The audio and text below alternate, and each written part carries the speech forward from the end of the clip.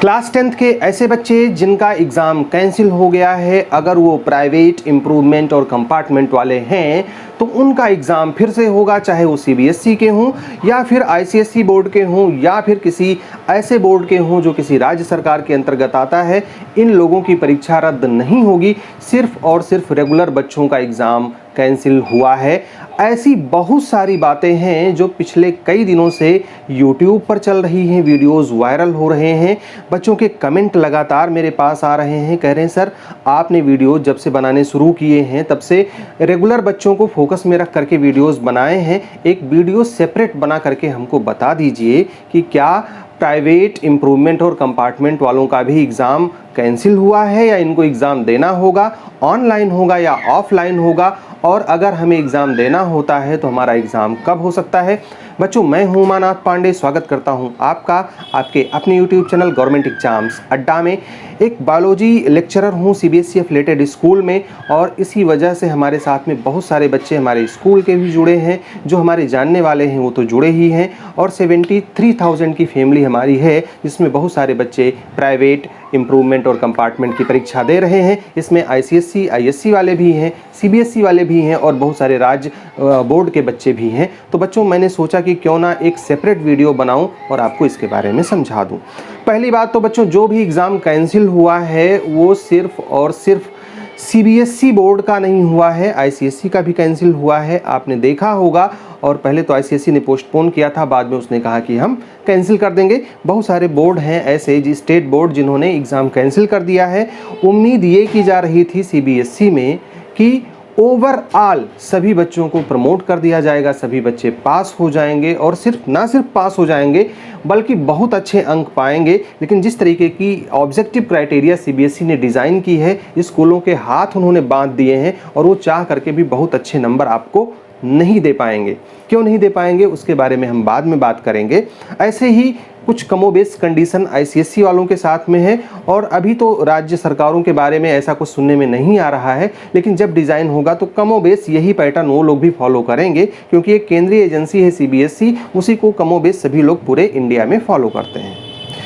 बहुत सारे यूट्यूबर्स हैं लगातार ये कह रहे हैं कि जो कैंसिल हुआ है एग्ज़ाम वो सिर्फ और सिर्फ रेगुलर बच्चों का हुआ है, ऑनलाइन या ऑफलाइन एग्ज़ाम करवाया जाएगा प्राइवेट, इम्प्रूवमेंट और कंपार्टमेंट वालों का, और उनका नंबर उसी के आधार पर उनको मिलेगा। हालांकि सीबीएसई ने साफ किया था कि इसमें सभी बच्चों का एग्ज़ाम कैंसिल हो गया है, और अभी दो बार, एक बार तो नोटिस निकाल करके सीबीएसई ने बताया कि जो प्राइवेट बच्चे हैं, इम्प्रूवमेंट वाले, कंपार्टमेंट वाले, उनका ऑब्जेक्टिव क्राइटेरिया हम बाद में डिसाइड करेंगे, नोटिस बाद में आएगी। और अभी एक दिन एनपीएससी का कॉन्फ्रेंस था, डॉक्टर संयम भारद्वाज उसको संबोधित कर रहे थे। जितने रिजल्ट कमेटी के मेंबर्स थे ऑल ओवर इंडिया, जिनको रिजल्ट बनाना है अपने अपने स्कूलों का या दूसरे स्कूल में जाकर के सुपरवाइज करना है, वो लोग उससे जुड़े हुए थे। और उसमें डॉक्टर संयम भारद्वाज से ये बात साफ साफ पूछी गई कि क्लास 10th के ऐसे बच्चे जिनका प्राइवेट फॉर्म था, इम्प्रूवमेंट था, कंपार्टमेंट था, ऐसे बच्चों का क्या होगा, इनको कैसे पास किया जाएगा, या इनके बारे में क्या नीति है, क्या पॉलिसी है सीबीएसई की,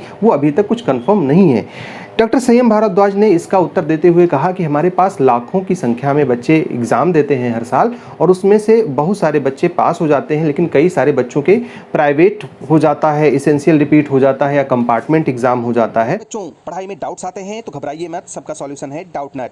बच्चों, अब किसी भी सवाल में आप अटक गए हो या आपसे सॉल्व नहीं हो पा रहा है, तो आपको उस क्वेश्चन का फोटो लेना है, उसे क्रॉप करना है, और बस 5 सेकंड के अंदर आपको मिलेंगे वीडियो सॉल्यूशंस। फिर चाहे आपका question homework CBSE, UP, Maharashtra, Rajasthan, MP या किसी अन्य बोर्ड का हो, या फिर आईआईटी, जेई, नीट या फिर 6वीं से 12वीं का कोई भी सवाल हो, सबका जवाब मिलेगा डाउटनेट पर। साथ ही डाउटनेट पर पढ़िए अब कोटा के बेस्ट फैकल्टीज जैसे जेबी सर, एनजे सर, आकांक्षा मैम, प्रिंस सर जैसे टॉप टीचर से 3 करोड़ से ज़्यादा बच्चे डाउटनेट ऐप पर पढ़ाई कर रहे हैं। आप भी जाइए और डाउटनेट ऐप इंस्टॉल कीजिए।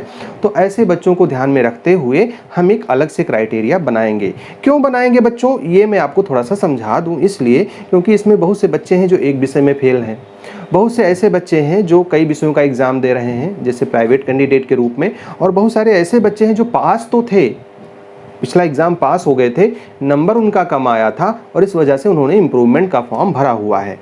तो अब यहाँ पर वेरिएशन है। सोच लो, जो बच्चे फेल हैं उन्होंने कंपार्टमेंट 2 का फॉर्म और प्राइवेट का फॉर्म भरा हुआ है, एक या एक से अधिक सब्जेक्ट में, और जो पास थे लेकिन नंबर में सुधार चाहते हैं, उन्होंने इम्प्रूवमेंट का फॉर्म भरा हुआ है, एक या एक से अधिक सब्जेक्ट में।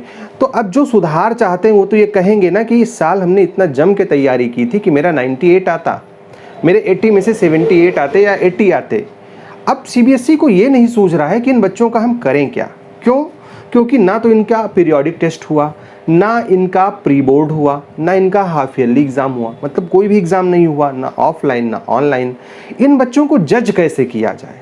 अगर पुराने क्राइटेरिया के आधार पर जज करते हैं तो पुराना एग्ज़ाम तो इन्होंने दिया ही था, तो कैसे हम बढ़ाएं, उसको लेकर के मंथन हो रहा है, चर्चा हो रही है और इसीलिए टाइम लग रहा है। और उम्मीद ये की जा रही है कि इसी सप्ताह में सोमवार से लेकर के शनिवार के बीच में आप लोगों की क्राइटेरिया आ जाएगी सीबीएसई के इम्प्रूवमेंट, प्राइवेट और कंपार्टमेंट के बच्चों के बारे में, या जिन्होंने एडिशनल सब्जेक्ट या पत्राचार का फॉर्म भरा था उनके बारे में। इस तरीके की संभावना है कि अगले वीक में नोटिस आ जाएगी। अभी हम लोग भी गेस नहीं कर पा रहे हैं कि सीबीएसई क्या डिसाइड कर रही है, और चूंकि इसलिए गेस नहीं हो पा रहा है क्योंकि जो क्राइटेरिया बना रहे हैं रीजनल ऑफिस में बन नहीं रहा है, हेड क्वार्टर पे बन रहा है। और हेड क्वार्टर पे जो क्राइटेरिया बनाया जा रहा है उसके बारे में जो मीटिंग्स हो रही हैं काफ़ी कॉन्फिडेंशियल रही हैं और उसके बारे में कोई रिकॉर्ड हमें नहीं मिल पाया, कोई भी उसके बारे में कुछ बता नहीं रहा है। तो हमें भी इंतज़ार करना होगा ऑफिशियल नोटिस का। लेकिन एक बात कन्फर्म है बच्चों, चाहे आप आईसीएसई के हों या सीबीएसई के हों, क्लास 10th के हों तब भी, क्लास 12th के हों तब भी, आप ये जान लीजिए कि अगर एग्ज़ाम कैंसिल हो रहा है तो सबका हो रहा है। अगर क्लास 12th का भी इन फ्यूचर कैंसिल होता है एग्ज़ाम, तो ऐसा नहीं है कि खाली रेगुलर बच्चों का कैंसिल होगा। क्लास 12th के उन सभी बच्चों का एग्ज़ाम कैंसिल हो जाएगा जिन्होंने प्राइवेट, इम्प्रूवमेंट या कंपार्टमेंट 2 का फॉर्म भरा हुआ है।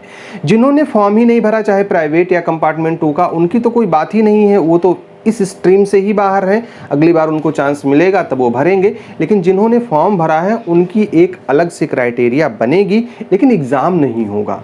एग्ज़ाम रद्द हुआ है तो सबका रद्द हुआ है। तो एक बार में कन्फ्यूज़न क्लियर कर लीजिए, आपका एग्ज़ाम तो नहीं होना है। जो क्राइटेरिया सीबीएसई बनाएगी उसमें हो सकता है आपको थोड़ा कम ज़्यादा नंबर मिल जाए, लेकिन सीबीएसई ने ये भी कहा है, आईसीएसई ने भी कहा है कि अगर हमारे द्वारा या स्कूलों के द्वारा दिए गए नंबरों से आप संतुष्ट ना हों तो आपको एक एडवांस एक एग्ज़ाम कराने का एक एग्ज़ाम देने का मौका हम देंगे। ऐसा पिछली बार भी हुआ था, सीबीएसई ने एग्ज़ाम दिया था, करवाया था। जो बच्चे एग्ज़ाम नहीं दे पाए थे या पोस्टपोन हो गया था जिनका, तो उनको मौका मिला था अपना इम्प्रूवमेंट करने का, सुधार करने का, और बहुत सारे बच्चों ने परीक्षा दी भी थी। तो बच्चों ध्यान से समझ लो, अगर आपका एग्ज़ाम बहुत अच्छा, मतलब एग्ज़ाम के मार्क्स आपके बहुत अच्छे नहीं मिलते बोर्ड एग्ज़ाम में ऑब्जेक्टिव क्राइटेरिया के आधार पर, तो आपका एग्ज़ाम होगा, उसमें आप बैठ जाइएगा और बढ़िया से परीक्षा दे लीजिएगा। और इसीलिए मैं कह रहा हूं कि भले एग्ज़ाम कैंसिल हो गया है, हो सकता है आपके मार्क्स बहुत अच्छे ना आए, क्योंकि ऑब्जेक्टिव क्राइटेरिया जो बना है उसमें स्कूलों के भी हाथ बंधे हैं। और पता नहीं कैसा ऑब्जेक्टिव क्राइटेरिया सीबीएसई के इम्प्रूवमेंट, प्राइवेट और कंपार्टमेंट के बच्चों का आ जाए, तो हो सकता है खाली पास भर हो पाए, बहुत अच्छे नंबर ना आ पाए, हो सकता है अच्छे भी आ जाए। जब आएगा तभी पता चलेगा। लेकिन तब तक के लिए पढ़ाई करते रहिए। अगर अच्छे नंबर आ जाते हैं फिर तो कोई बात ही नहीं है, धूमधाम से अपनी उपलब्धि का गुणगान कीजिएगा और अच्छे से मिठाई उठाई खिलाइएगा सबको। अगर इन केस आपके मार्क्स अच्छे नहीं आते तो आपकी आज की पढ़ाई काम आएगी, और अगर आप पढ़ते रहेंगे तो अगले क्लास में भी इसका फ़ायदा आपको मिलेगा। तो इन यूट्यूबर्स के चक्कर में मत पड़ो, ये बहुत ही बेकार किस्म के लोग हैं। अगर कोई अपने स्वार्थ के लिए इतना गिर जाए कि शिक्षा मंत्री की फ़ोटो, मोदी जी की फ़ोटो लगा लगा के बच्चों को डराए, दिन भर में 8-8 वीडियोस बनाए, जबकि ना कोई नोटिस है ना कोई न्यूज़ है। अब आज संडे है, कोई नोटिस नहीं आनी है, फिर भी 20 वीडियोस आएंगे कि एग्ज़ाम कैंसिल हो गया, सरकार ने लिया बड़ा निर्णय, शिक्षा मंत्री ने ये क्या कह डाला। तो ये सारी बातें होती हैं और आप लोग समझदार हो, खैर मुझे समझाने की कोई ज़रूरत नहीं है। तो बच्चों, मैं एक बार फिर से आपका धन्यवाद देना चाहूँगा, क्योंकि आपने हमें बहुत सपोर्ट किया है और आप ही की वजह से हमारा चैनल बहुत तेज़ी से ग्रो कर रहा है। और आप लोगों के प्यार और सहयोग की वजह से ही हम आगे बढ़ेंगे। तो हम ऑथेंटिक अपडेट्स आपके लिए लेकर के आते रहेंगे। जो बातें होंगी हम आपको बताएंगे। एक लाइक और एक शेयर इस वीडियो को अगर आप कर देंगे तो ये चैनल थोड़ा और तेज़ी से ग्रो करेगा, और जो ऑथेंटिक इन्फॉर्मेशन है उसको स्प्रेड करने में आपकी भूमिका बहुत महत्वपूर्ण हो जाएगी। और ये चेन अगर आगे बढ़ता गया, आप ऐसे ऐसे फैलाते गए, तो वो दिन दूर नहीं होगा जब आपके मन में कन्फ्यूज़न नहीं होगा और आपको ऑथेंटिक अपडेट्स पता चल जाएंगी। तो हमारी शुभकामनाएं आपके लिए हैं। आप स्वस्थ रहिए, आपका परिवार स्वस्थ रहे, सुरक्षित रहिए। भविष्य में जो भी होगा देखा जाएगा। अभी एग्ज़ाम क्लास 10 का कैंसिल हुआ है, क्लास 12 का कैंसिल होने की संभावना है। नीट के बारे में हम एक और वीडियो बनाएंगे, उसमें आपको बताएंगे। तब तक के लिए all the best. May God bless you. Thank you for watching this video.